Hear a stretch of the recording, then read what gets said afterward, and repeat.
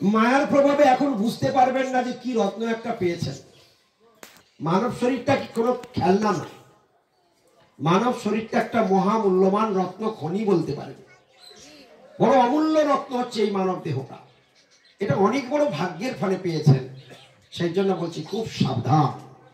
কিরকম সাবধান? কি সাবধান? সাবধান হলো এই দেহ দিয়ে ভোগও করা যায়, এই দেহ দিয়ে ভগবানের সেবাও করা যায়। এই দেহ দিয়ে যদি ভোগ চালিয়ে যেতে থাকি তাহলে কিন্তু সর্বনাশ অনিবার্য। যা সর্বনাশ হবে, 1 জন্ম 2 জন্ম 10 জন্ম 20 জন্ম কেঁদেও রেহাই পাবেন না। এই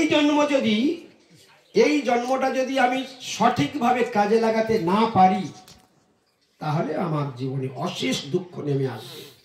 এটা জেনে রাখবেন, অশেষ দুঃখ, অশেষ। কি বললাম? 10 জন্ম 20 জন্ম কেঁদেও এর ঋণ শোধ করতে পারবেন না। ভুল তো ভুলই হয়, ভুল করলে ভুলের মাসুল দিতে হবে। কিরকম? আপনাদের ভান্ডারীপাড়া, শেরপুর ভান্ডারীপাড়া থেকে 10টা ছেলে টাটা সুমো করে কাশ্মীরে বেড়াতে গিয়েছে, রিজার্ভ করে নিয়ে চলে গেছে। ভালো করে মদের পেটি তুলে নিয়েছে, ভালো করে বাসনপত্র নিয়ে নিয়েছে, নিজেরা রান্না করবে খাবে, ডিজে বক্সও তুলে নিয়েছে। কোথায় যাচ্ছে? কাশ্মীরে নিজেদের মতো করে নিজেরা থাকবে। তো এইরকম কাশ্মীরে একটা সুন্দর পাহাড়ের উপরে উঠে সবাই রীতিমতো রান্না করেছে, চাট করেছে, খেয়েছে, আর ডিজে বক্স ছেড়ে দিয়েছে, দিয়ে আর ব্রেক ড্যান্স মারছে। কি সুন্দর সেই বাজনাটা, ওটা আমি আর বলবো না।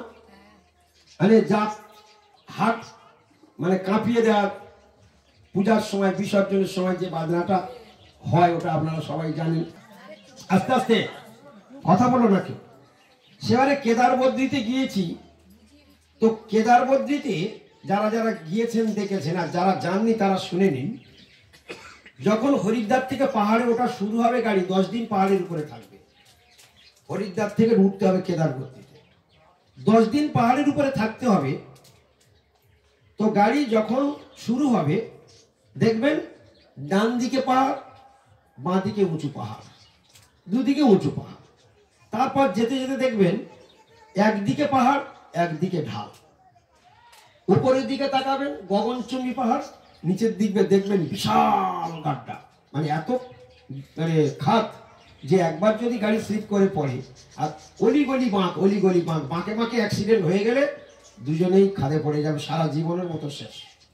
ভয়ঙ্কর রাস্তা, ভয়ঙ্কর কিছু। তো রাস্তার ফাঁকে ফাঁকে যখন আমরা যাচ্ছি, আমাদের গাড়ি যাচ্ছে, আমরা রাস্তায় রাস্তায় দেখছি ওখানে একটা গাড়ি পড়ে আছে, ওখানে একটা গাড়ি ঝুলছে গাছের ডালে, ওখানে। ভুল যদি একবার হয়ে যায়, ফুর্তি করছিল কিন্তু ফুর্তির পেছনে যদি সাবধানতা থাকতো তাহলে হয়তো এই ঘটনা নাও ঘটতে পারত। এই জন্য মানব জীবনটা যদি ভোগের সমুদ্রে লাগিয়ে দেওয়া যায় তাহলে কজনম কাঁদতে হবে বললাম? 10-20 জনম কেঁদেও কুল পাবে না, 100 জনম 1000 জনম লাখ জনম কেঁদেও সে সমস্যার সমাধান আর হবে না। এই জন্য মানব দেহটা হচ্ছে বহু অমূল্য রত্ন। মানব দেহটা এত বড় রত্ন খনি তোমরা কল্পনাও করতে পারবে না। তোমরা পেয়ে গিয়েছো বা আমরা পেয়ে গেছি, আমরা মানে স্বর্গের চাঁদ হাতে পেয়ে গেছি, কিন্তু মানব দেহটা যে কি বস্তু, এই দেহ দিয়ে ভগবানের কাছে চলে যেতে হবে। আর তা যেতে হবে কেবলমাত্র ভগবানের ভক্তের হাত ধরে, তাদের কৃপা নিয়ে তাদের চরণের দাস হয়ে থাকতে হবে। ভগবান স্বয়ং কিভাবে ভক্তি করতে হয় সেই কথা বলতে গিয়ে ভগবান বলছেন, ভগবানের কাছে প্রার্থনা করছে, কৃষ্ণ ভক্ত বলছে, তার ভাষাটা এইরকম হবে।